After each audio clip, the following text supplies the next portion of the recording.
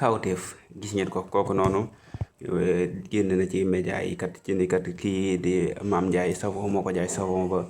kanamam gi yàqatoo noonu ma nga naan ko Mame Ndiaye ray nga maag yi kenn xamul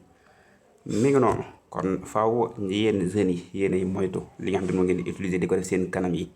surtout ak góor lu mu am ci ak xeesal lu mu am ci yenn diw yi di sob sob lu naan da nga cey nekk ak di jéem a diw di sob ba xam ni kii di jaay xeesal nga dem naan da nga ciy wut ab tube yow jënd boo xam ne moom ngay diw nekk lu doy waar ci jeunesse bi kenn xamul ñoom fan lañ bëgg a jëmale seen bopp. xam ne koo xam te ni moom nga war a yaakaar ci avenir réew mi ngir mu développé ko nga gis ko ci ñàkk fayda yi xam nga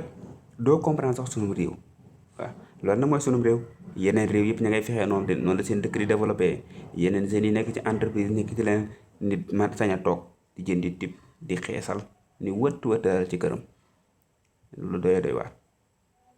lu doy doy waar la. te ku jug naan réew mi amul liggéey état bi faaw mu geesuñu te ñam yéen jeunes yi nga xam ne yéen war a jugal seen bopp yéen nga toog ci kër ga nekk ci yeneen yi kenn xamul. en tout cas doy na waar lool waaw doy na waar lool